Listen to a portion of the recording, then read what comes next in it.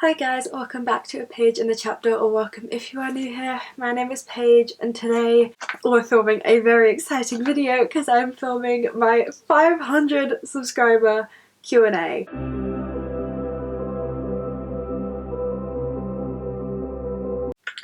I cannot believe that 500 people want to subscribe to me and we're like halfway to 1k, like mind-boggling.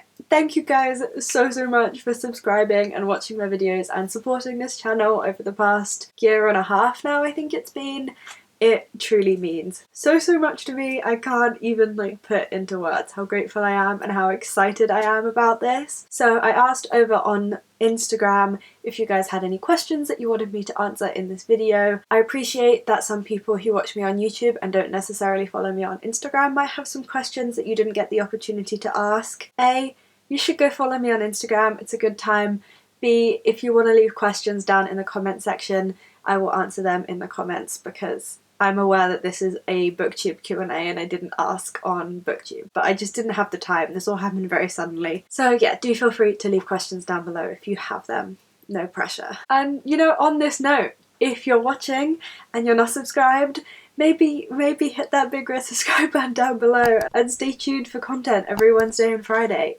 It's an exciting time to be a part of this channel. Like, we be growing. Thank you so much again, and now let's get into the questions. Got the trusty questions here. So the first question comes from Literary Lily. If you're not subscribed to her, you should go subscribe to her too. She has some really great and unique book recommendations. And she asked, what's a genre that you want to read more from? I desperately want to start reading some more of my classics because I have them and they are beautiful, and I want to at least make a dent in the Rory Gilmore reading challenge. So classics, I a goal of mine to start reading more of, but also I'm starting to really enjoy romance books, and I'm also starting to not enjoy fantasy books that much. It's a little hard for me to let go of the fantasy genre and admit that my taste might be changing. I would like to start reading some more romance because that's what I'm craving. If that's becoming my new go-to genre, then I'm gonna lean into it. It's okay for your taste to change, and I'll just read more romance and see what happens on the fantasy side. And then Lily also asked, does the time of year / seasons affect your reading? Yeah, it does. I tend to get very slumpy in February, March time. It's just a depressing time of year. But then also what I like to read changes based on the season. But I think this goes for everyone. I think a lot of people in the summer months want to read more romance and contemporary and those type of books, and then I gravitate more towards fantasies and darker romances in the winter time. That's generally how my year is set up. It's like slump, romance and contemporaries, fantasy, and then the process starts all over again. Then Rachel asked, best thing you've learned since starting a channel? There's kind of the hard skills of talking more eloquently, learning how to edit, learning how to film videos that are entertaining to watch, and what kind of B-roll clips I want for my vlogs. There's all those sorts of very specific booktube things that I've learned that I'm very grateful that I've learned, but also more of a general one. I feel like being in the bookish community, both on Instagram and here, is kind of teaching me to stop caring so much what people think of me a little bit. I honestly don't go on my personal social medias anymore because I find being on my bookish accounts so freeing that I can just post whatever I want. I don't have to overthink it. I don't have to think about, oh, am I annoying people by posting this? Is this what people want to see from me? And I didn't quite realize how much my personal social medias were weighing on my mind until I got firmly into the bookish community and was like, I can just say whatever I want now, and it's a very freeing feeling. And then Rachel also asked my favourite thing about starting a channel. Well, definitely the people that I have made friends with. Obviously, Rachel, you are the best part. The making friends is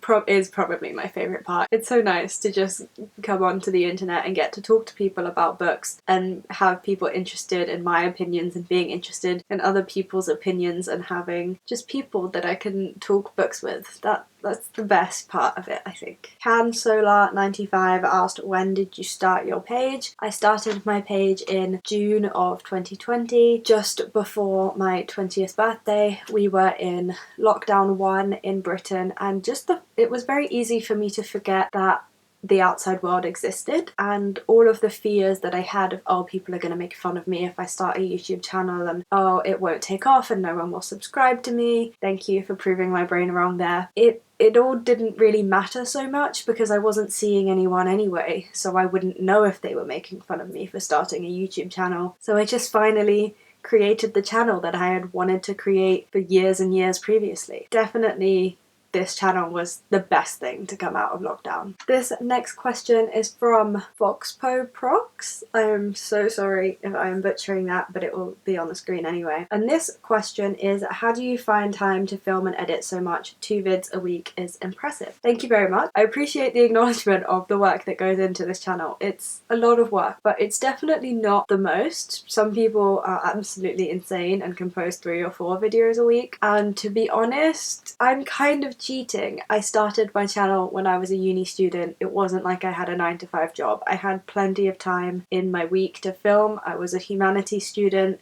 There wasn't a lot of contact hours, and now I'm a graduate and I'm currently unemployed, but if I did get a job for my gap year, it would be part-time because it's a gap year, and then I'll be a student again. So I have a lot of time on my hands, especially right now, to film and edit and read. So I have absolutely no idea how people with full-time jobs maintain their YouTube channel. I believe some people film on their lunch breaks. I find having a ring light is really, really helpful. If I am busy during the day, I can just film at night. That's the most helpful tip I can really give you. Filming and editing 2 videos a week is very manageable for me at the moment because I don't work full-time. If anyone does work full-time, please leave your tips and tricks down in the comment section so other people can see them. Then Cat Reads a Lot asks, what is your favourite book of the year so far? Malibu Rising by Taylor Jenkins Reid. I love this book so much.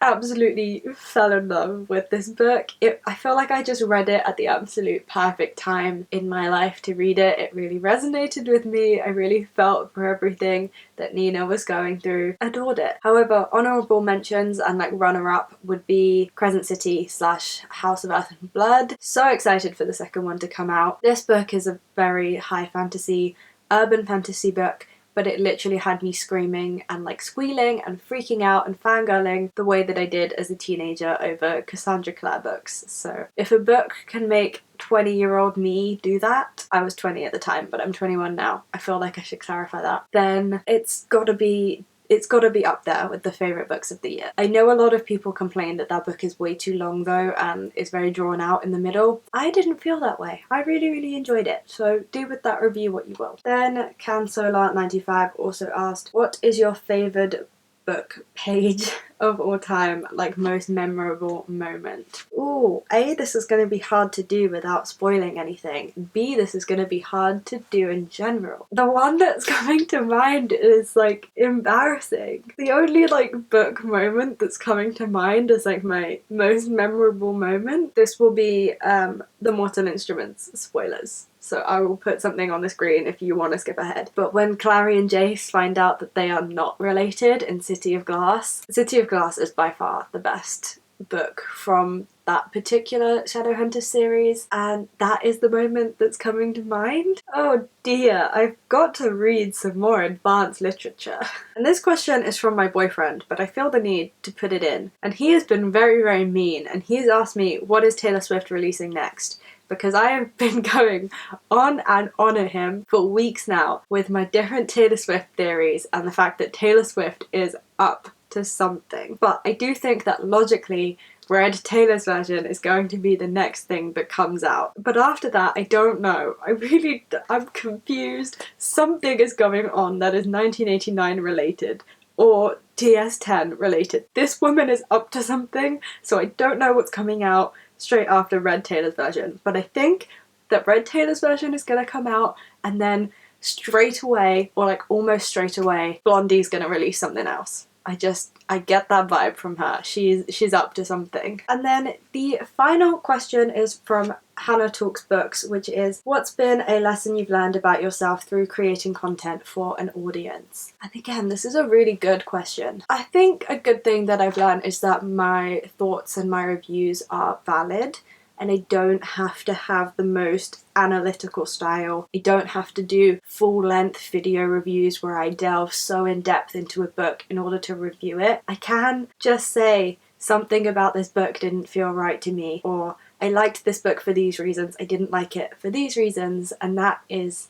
a valid review, and you guys still like listening to that, and you guys are still interested in my reviews when they're like that. I've also very much learned that I can do this. I very much thought that I would start a booktube channel, do it whilst we were in lockdown, and then the stresses of uni and having to film in front of people, I really thought that I would stop, but I'm not embarrassed about the fact that I talk about books on YouTube, and I have kept at it for a year and a half now, and the videos have just kept getting better and better, and I've put more and more work into them, and I can do it, and that has been honestly really, really nice. I feel like I was that typical person growing up who would start new hobbies and then not ever complete them or would leave them, so to have something that I haven't given up on, even though there has been plenty of opportunities to, is really, really nice and really, really fun. And just as another little self-plug, I'm not giving up on this, so you may want to subscribe now because I'm gonna be here a while. And so that is my 500 subscriber Q&A. Thank you so much to absolutely everyone who has subscribed, who has sent in questions, who has watched my videos, commented on my videos.